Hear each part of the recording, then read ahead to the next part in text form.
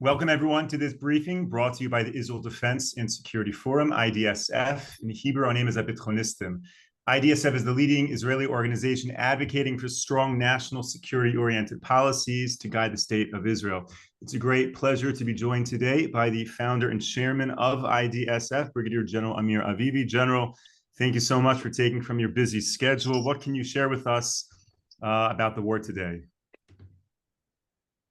Well, at the moment, really, everybody is looking at what is happening with the hostage deal.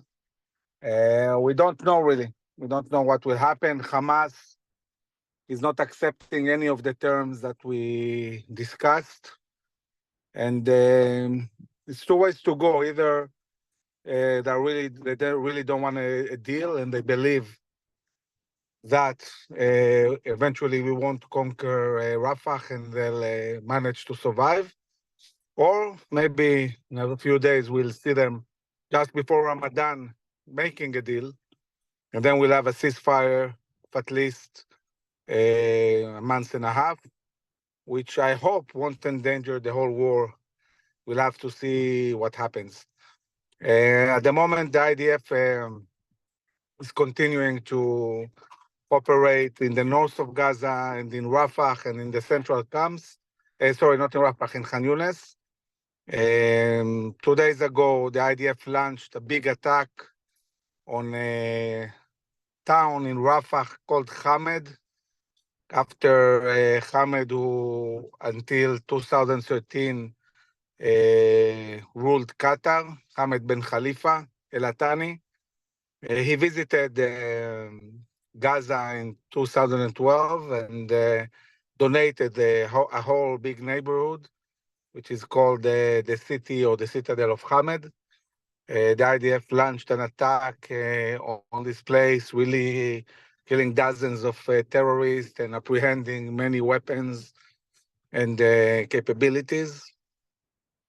And in the north are continuing to operate also to clean up the area. So things are moving forward. The IDF overall approved all the plans for operation in Rafah, and now it's a matter of time. We need to see when the government will approve to the IDF to really operate in Rafah. It's crucial for winning the war. I've been asked, there were talks about the day after and us talking to different clans in Gaza to try to build the local leadership, and some of the clans saying they're not going to work with the IDF and so on. I must say that as long as the Arabs believe that there will be Hamas around, they're not going to really talk to Israel. And therefore, we'll have to see only the day after Hamas what we can do with the clans and how we can build the local leadership. And second,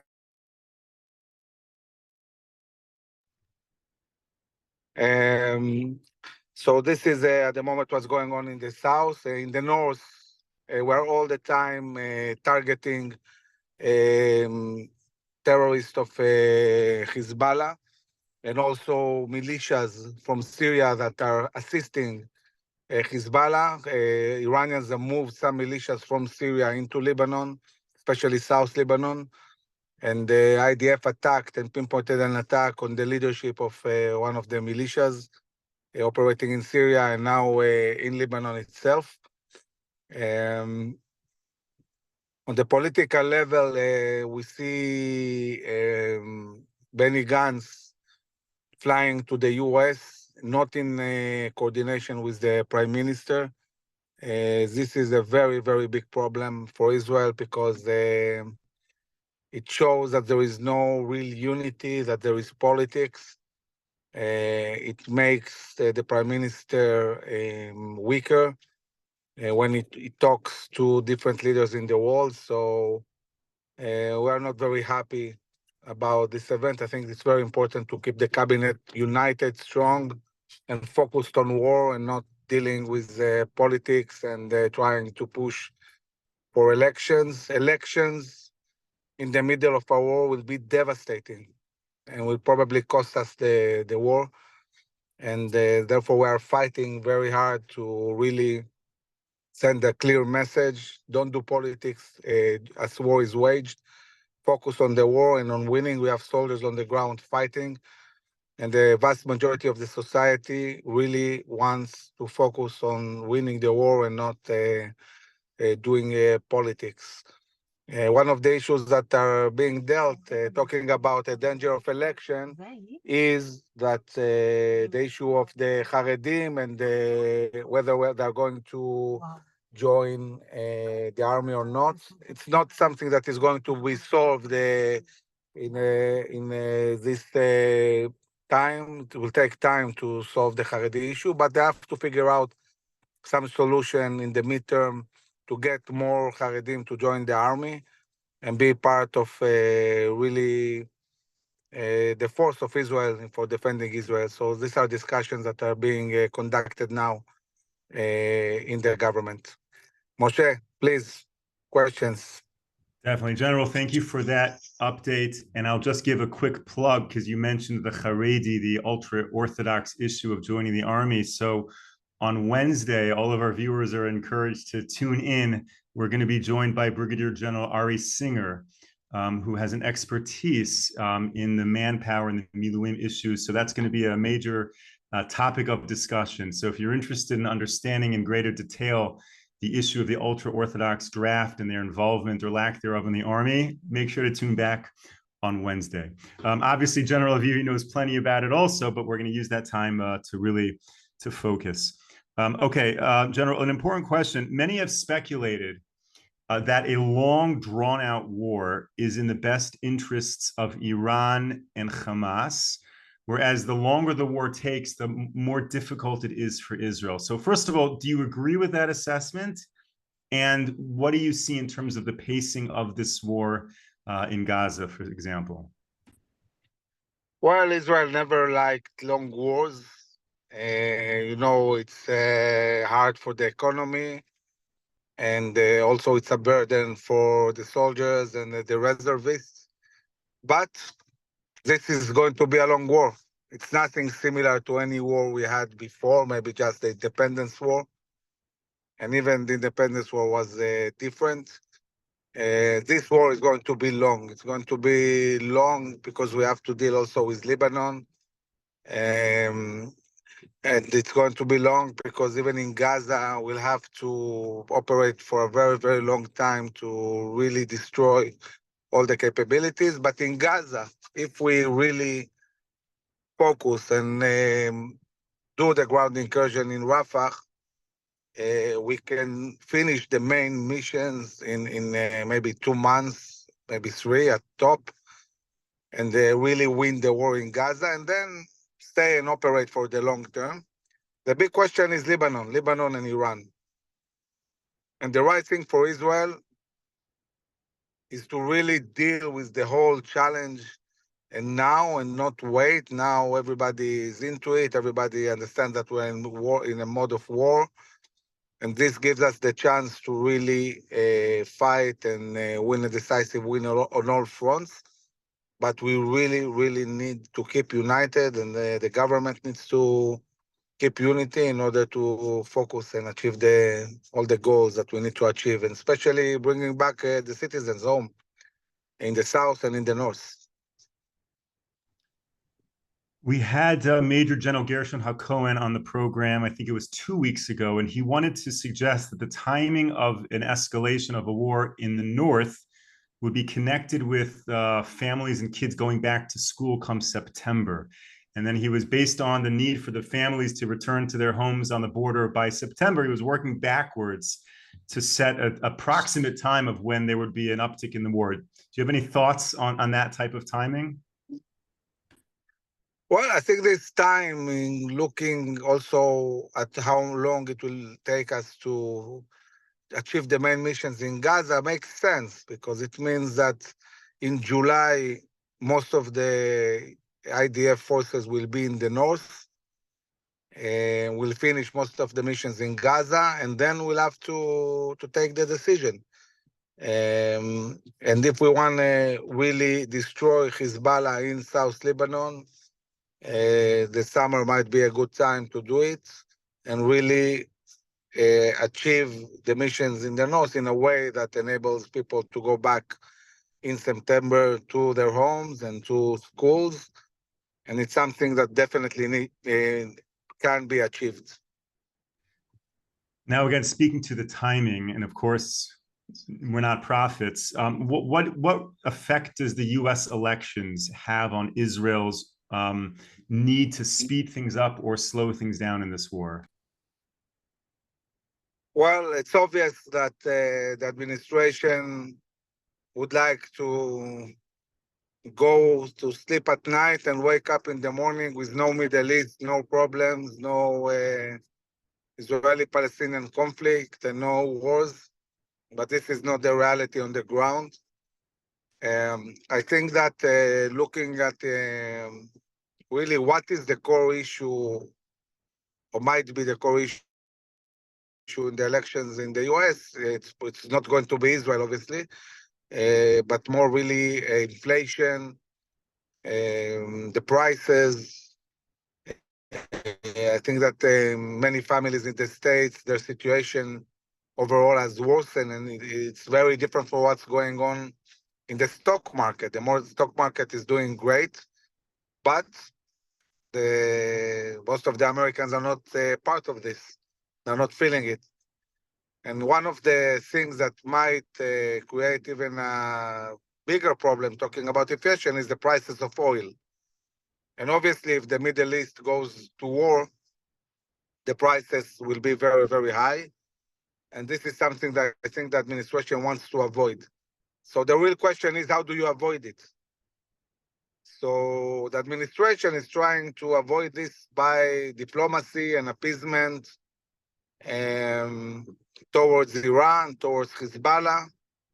We have the administration represented the auction who came back and is talking in Lebanon and trying to convince Hezbollah to withdraw.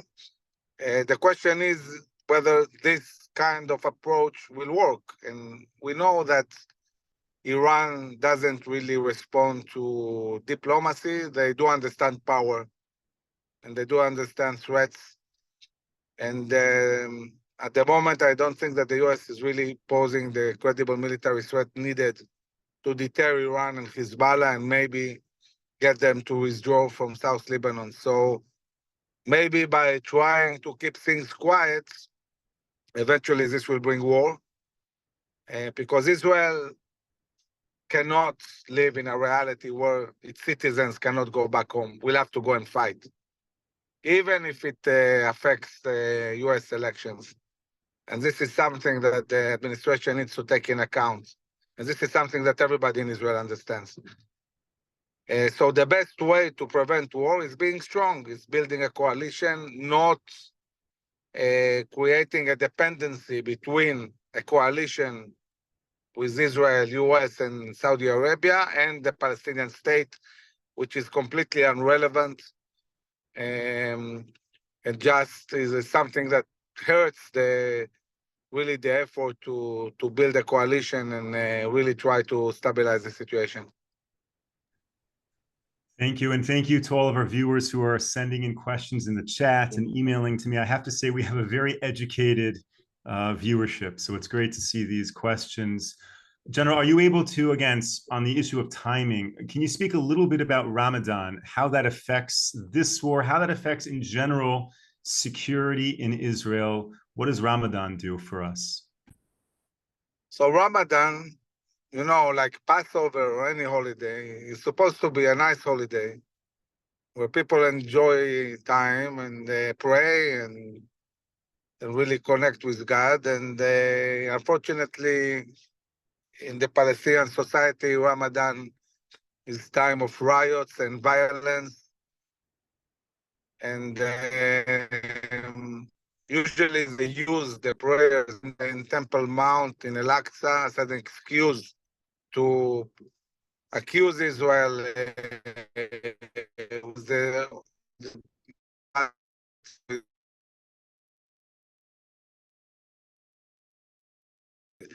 the Jews are taking on.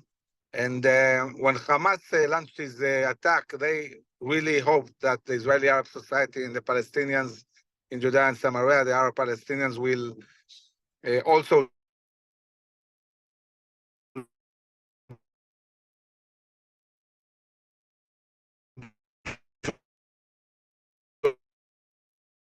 join the fight. And this didn't happen, to get Israeli Arab Society and the Arabs start fighting Israel, and they hope this will help them force Arab forces keep attacking terrorists, and also limit the amount of people who can go on Temple Mount, the age and amount, in a way that is controllable, that we can really control what's going on the mount and not lose control. So the real experts on this are the police that is managing this every year. This year, unlike the last few years, there is no threat of Hamas shooting rockets on Jerusalem. At least this is something we took care of. They took care of, and Hamas is not posing any more real threat to Israel. So this is something that works well for us. But still, we are very worried, and we want to make sure that things are under control. Ramadan is not going to stop Israel from operating in Gaza. In Gaza, we are going to operate and do whatever we need to do, even if there is Ramadan.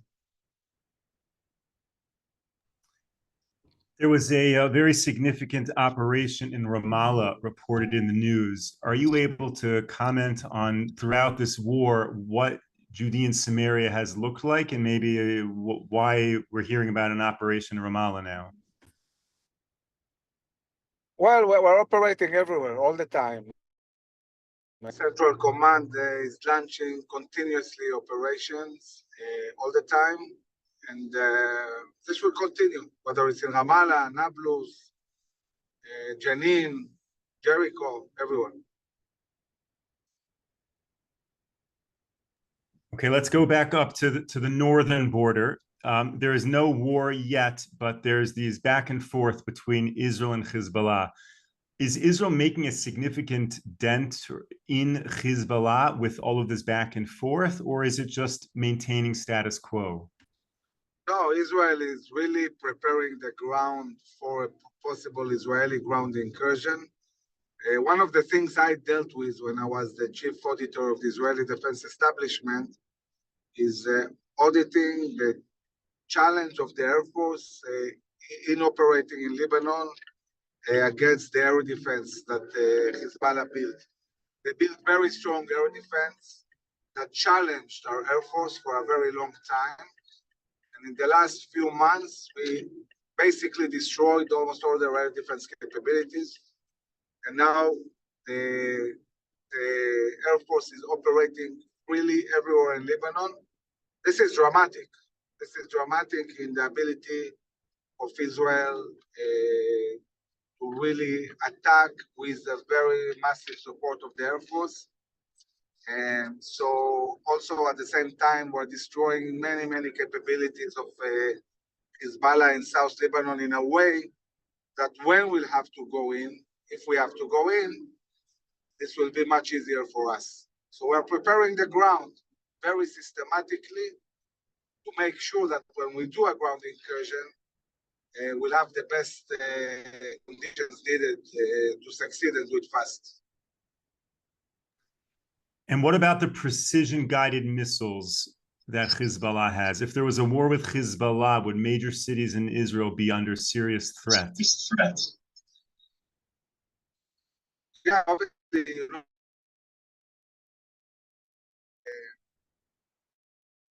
huge amount of rockets and missiles and unmanned aircrafts, and for us it will be a challenge.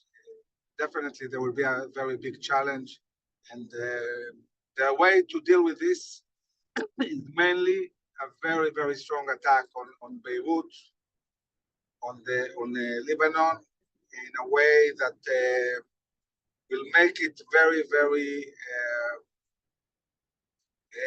wise for Hezbollah to shorten the war as much as possible, because I think it's very likely that if we hit hard Lebanon, at a certain point, the Lebanese people will rise against Hezbollah.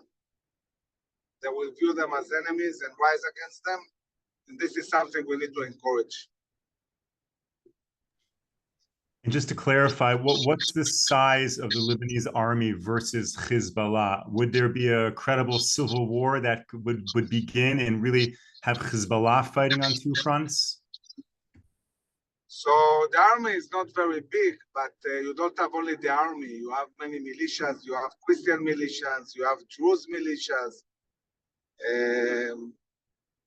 So you have different groups that are operating and can join together to fight Hezbollah. Okay, thank you. And thank you to all of our viewers for sending in all of these questions. General, if we can go back to the home front for the last few minutes that we have, you mentioned the need to continue the unity here in Israel. What is your assessment of that unity? Do you think that in general, Israel, the people are willing to continue in this war? Are you seeing a major erosion and we're headed for a rough patch, returning potentially to what it was like pre-October 7th? Well, I think that the Israeli society realized that there are things that are much bigger than all the different discussions that we have. And we have to be united because we have very strong enemies we have to deal with.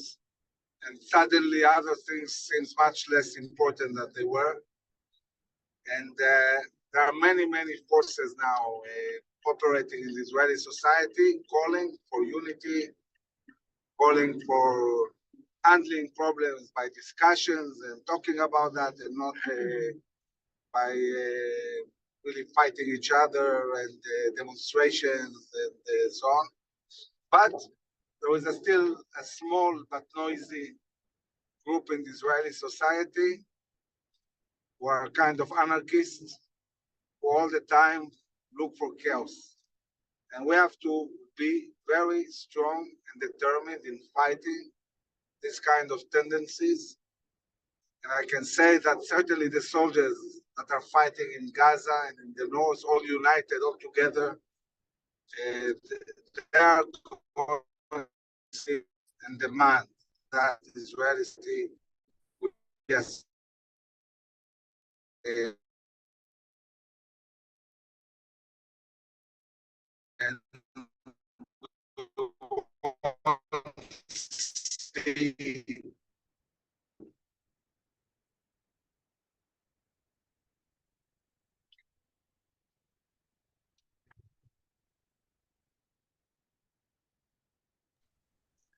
I think I lost you there for a second. You know, people are writing in the chat. I'm with you, Moshe. People are writing in the chat names of Israeli politicians, Israeli leaders who they think are breaking the unity, and they want us, or they want to call out these people. And I'm curious to know what your thoughts are.